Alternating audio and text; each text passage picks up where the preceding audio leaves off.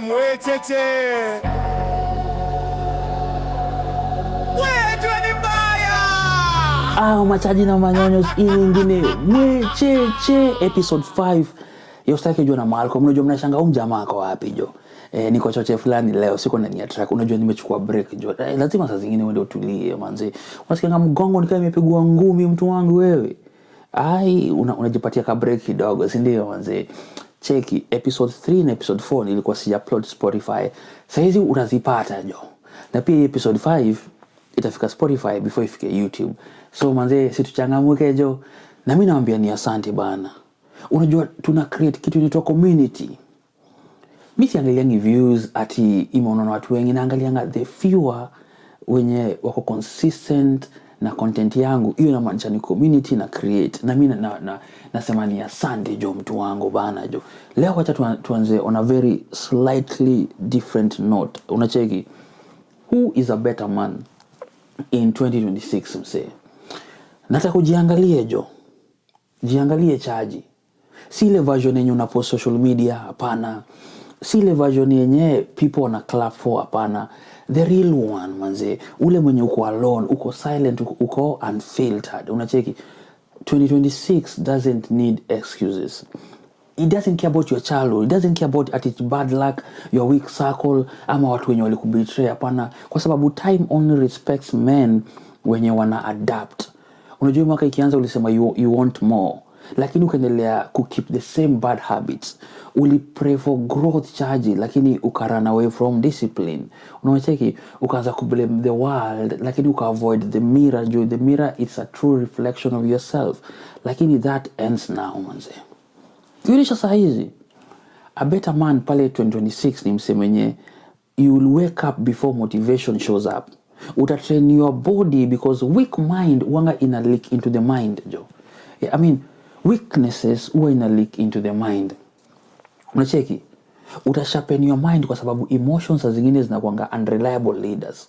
Unaona, utakulia msemenye una guard time kwa sababu distraction is the new addiction. Cheki, stop arguing with na wasema fala. Utaanza kujiexplain ama explain vision yako kwa sababu kwa watu wenye wanafanya nini wana benefit from your confusion. Kwa sababu utaanza move in silence because results was not speak louder than potential ever did. So a better man is not loud. Ni msemenye ako dangerously inconsistent manze. So utaacha chase validation, utaanza build value. Utaacha beg for respect kwa sababu utaanza unleverage. Na ukifanya hivyo charge, utapata your circle itaanza get smaller. Utapata your standards itaanza get higher. Utapata your tolerance for nonsense ita drop to zero jo. So stop touching what weakens you manze chaji. Stop entertaining what delays you. Stop running from hard conversations with yourself bana. Jiite mkutano uanze kujibongesha. 2026 itakuwa ile mwaka yenyewe utakuwa accountable bila watu kukupigia makofi. Utakuwa focused bila supervision manze. Utakuwa na discipline yenye bila motivation kwa sababu ati I almost got there, ati one day, ati I am trying. Hizo zitakuwa aziko kwa vocabulary yako manze. Jujua hivi, you either build charge manze ama you decay. Unaona, you either lead ama you get used to. So you either become the man your future needs ama utaremain mtu wenye wase wamesahau. So charge, stand up manze. Charge, lock in. Become dangerous to mediocrity. Now that's a better man in 2026 manze. Sijui kama nimesema fiti. Tuliache wapi ngori? Tuliache ngori mali. Nimehost manyonyo kutoka USA na wamaamua kwenda wapi? Rwanda. Mmoja wao mama kwenda Rwanda kupiga kitu inaitwa kuvolunteer kwa American Peace Corps. Unaona? Jua aliniambia wanaenda kuvolunteer Rwanda. Sasa mimi jua napenda adventure ama napenda exposure. Nilikuwa sijaenda Rwanda. Nikamuuliza, naweza kufuata pia mimi niweze kufanya nini kuvolunteer?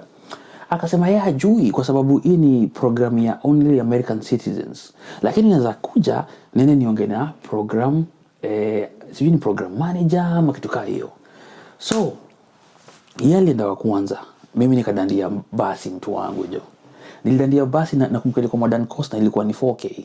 one way. So baadaye nimefika Kigali, nikaenda mahali walikuwa wanaishi kwa hostel wengi. Walikuwa lami kama chweza hivi. So mimi nimefika hapo hivyo manze, nimejiintroduce nini, tunapiga story, nikaenda kwa program director, nikamwambia ni aje, najuana na huko la fulani. Na amesema wanakuja kuvolunteer huku. By the way, hiyo time Rwanda ilikuwa na change system from French to English. Kwa sababu walikuwa wanachana hizi mambo za sijui Anglo-Francais vitu kaa hizo. Program director akasema pana, hii ni program tu ya American citizens, lakini ataniconsider juu kuvolunteer ni free. Lakini alisema hakuna kulipwa. Hii ni volunteering, there is no pay. Akaniuliza unaonaje? Mimi nasema it's fine jo. So watu wakaanza kupostiwa different parts of Rwanda mtu wangu, nikapelekwa kwa kijiji sijui inaitwa Kitavi ama Kitabi, mimi ngana saungio jina. Ilikuwa south ya Rwanda jo. Unajua the funniest thing ni nini? Sometimes kwa hii life ukitaka kitu unaweza fanya vitu for free for a while ukijua nini una build. Mimi nilijua kitu moja. Hiyo nilikuwa nataka nini hiyo certificate ya hiyo American Peace Corps iseme ati nimeserve under our say. Unacheki? Nilikuwa nishajua target yangu. Juu hiyo time nilikuwa nishaanza kutoka Kenya jo. Najua niko na carpentry pale, niko na shughuli zingine, lakini nilikuwa nataka more. Kutaka more si mbaya chaji.